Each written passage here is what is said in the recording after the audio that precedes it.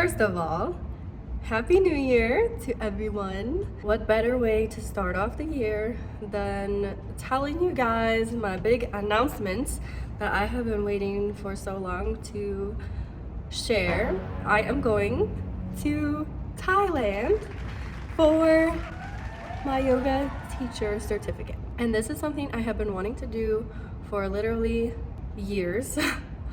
I was gonna do it after college, but that was 2020 when the pandemic hit and I was not able to really go anywhere outside of the States. So that kind of changed all my plans, and this has been put on hold for such a long time. And all of these books that I'm reading about yoga are like homework that I'm having to do beforehand.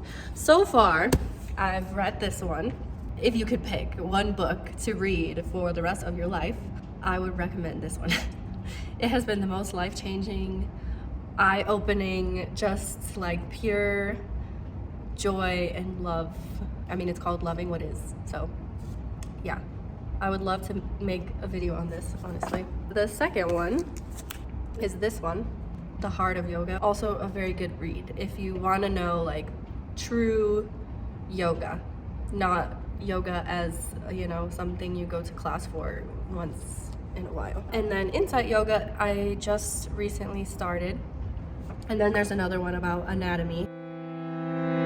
So this one is all about connecting Western medical practices with Eastern medicine or Chinese medicine. Talks about yin and yang practices and the difference between those. If you know the yin yang sign, like what it means is balance. When you get down to the core and basics of humans and life, there is no good and bad.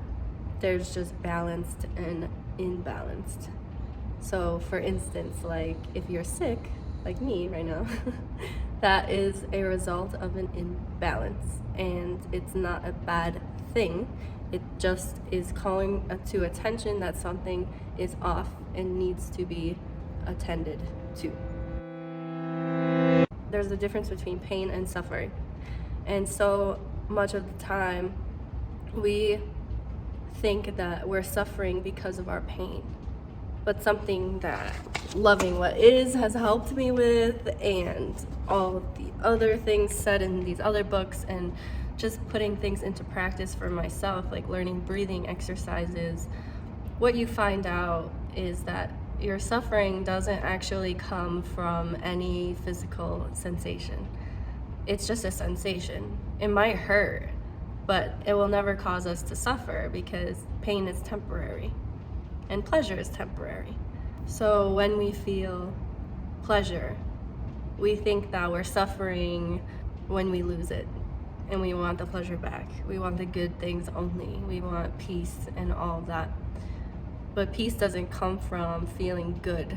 It comes from a sense of faith that even when you feel good, you're not attached to needing to feel that way. And vice versa, when you're feeling bad, you know that it's not going to last forever. Really, our suffering is not from pain. It's from our inability to accept pain as part of life. Truly.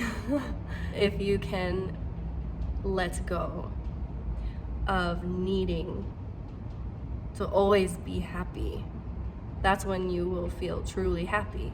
Because when you're happy, you let yourself be. And then when you're sad, you let yourself be sad.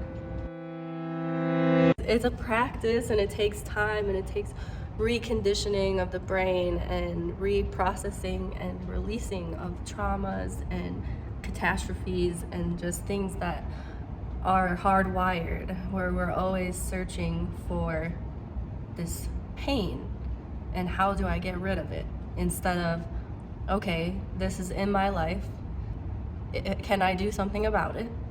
And if you can, then make steps towards that thing to change the circumstance. But most of the time, our circumstances are not anything that we can immediately change.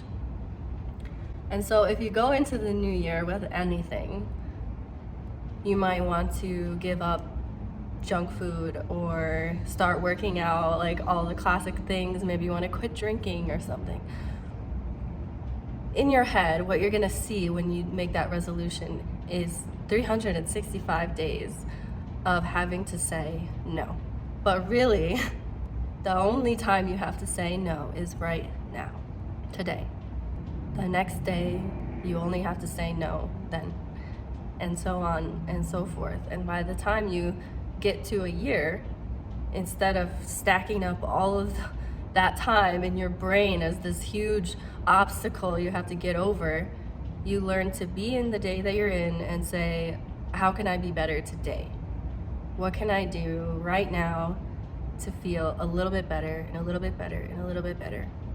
And sometimes, yeah, we're gonna fail, we're gonna let ourselves down, we're gonna make choices that we don't want to make, or that we regret, or that we don't realize our mistakes until it's too late. And that's where the acceptance comes in. If you can't say I'm sorry to yourself and forgive those things, it's this ripple effect. So if you feel bad, then everything you look at will feel bad. When you feel good, everything you look at will be good.